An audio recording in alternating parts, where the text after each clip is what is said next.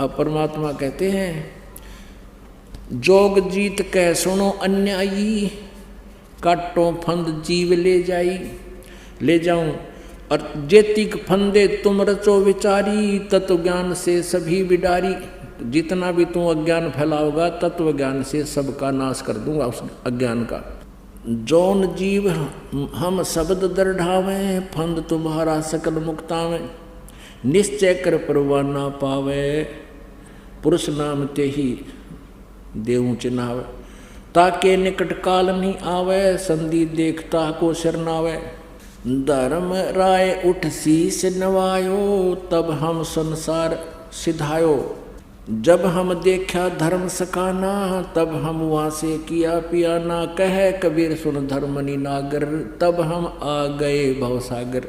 अब ये प्रसंग आगे बताया है कि फिर हम इसके पास आए, ब्रह्मा के पास आए, फिर हम विष्णु के पास आए, फिर हम शिव के पास आए।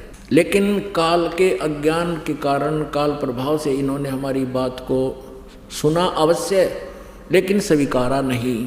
तीनों देवताओं ने, ब्रह्मा जी, विष्णु जी, शिव जी ने।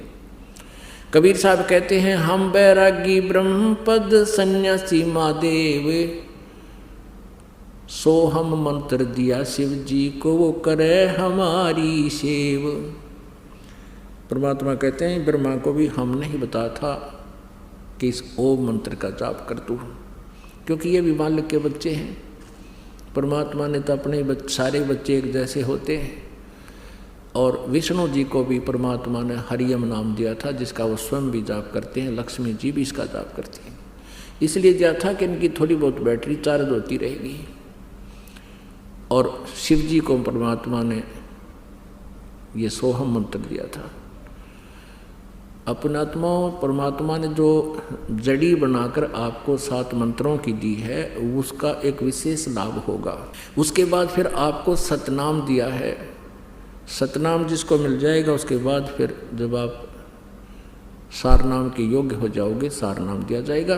फिर आपके मोक्ष में संशय नहीं रहेगी, लेकिन रहना पड़ेगा मर्यादा में अंतिम श्वास तक। यदि आप जी ने ये नाम तीनों प्राप्त भी कर लिए और गुरु जी से, परमात्मा से दूर हो गए, इससे निकल गए, तो फिर काल के जाल में रह जाओगे। मोक्ष नहीं हो सकता फिर आपका। हाँ, दुर्गति और बढ़ जाएगी। जैसे ऊपर ब्रह्मलोक में चले जाओगे, क्योंकि कमाई बहुत हो जाएगी, देवता तुम्हीं में से बनाएगा। और अपुण्यात्माओं, जैसे अब जितने पुण्यात्मा इस मंत्र का विधिवत साधना करेंगे, इस मर्यादा में रहकर दास से उपदेश लेकर, ये करोड़ों की संख्या में होगी।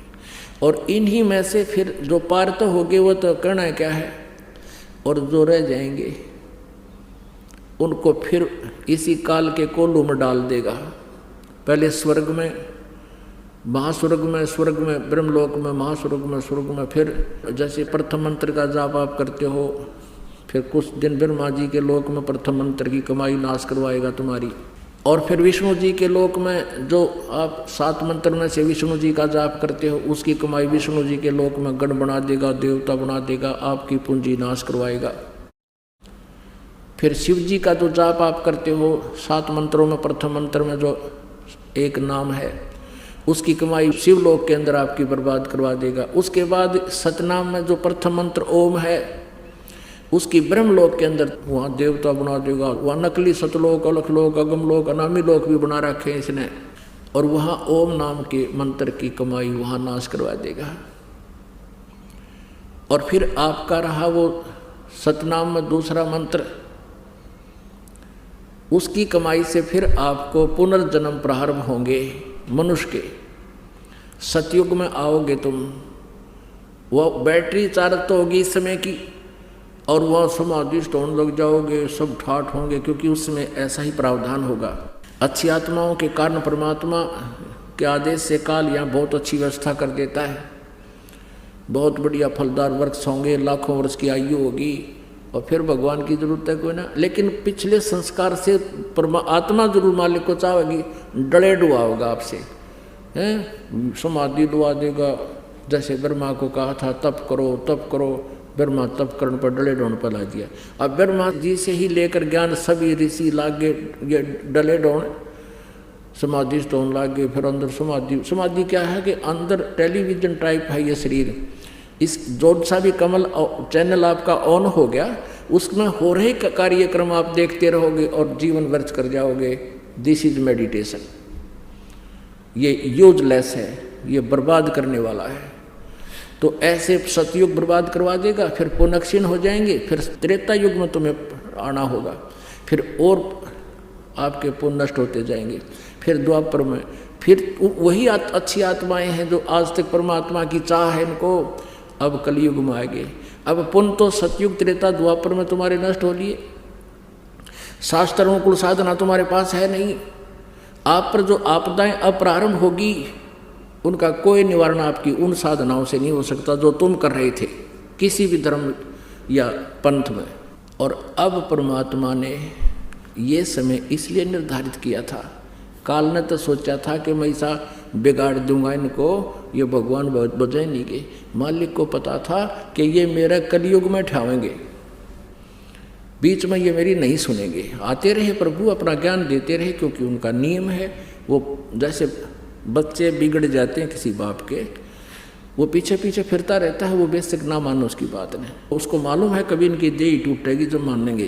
अब कोई बच्चा मान ले बकवाद करता है, चोरी करने लग गया, पिताजी मना करता है, नहीं मानता है, शराब पीता है, फिर किसी दिन पकड़ा भी जाओगा, उसके जूते भी लागेंगे, सजा होगी, पिताजी फिर भी कोशिश करेगा ये छूट जावे और इसका जन्म सुधर जा, अपना फिर धंधा कर ले। तो मानना जब जो उसकी देह टूट लेगी। तो अब हमारी देह टूट ली, अब कलयुग में हम आ लिए, सब पर आपदाएं आ रही हैं। पिछले पुण्य रहे को ना, जो साधना हम कर रहे हैं वो शास्त्र विरुद्ध है, उसका कोई लाभ नहीं। तो अब हम परमात्मा के ठहराएंगे, यानी अब हमें मिलेगा भगवान। और इसलिए दाता ने ये समय दिया था कि ले तू कर ले जो तने करना है। और जब कलयुग आओगा, जब मैं आप देख लूँगा। अब इसने तो चाल चाली थी कि पहले अपने दूत भेज कर भ्रमित करवा दूंगा।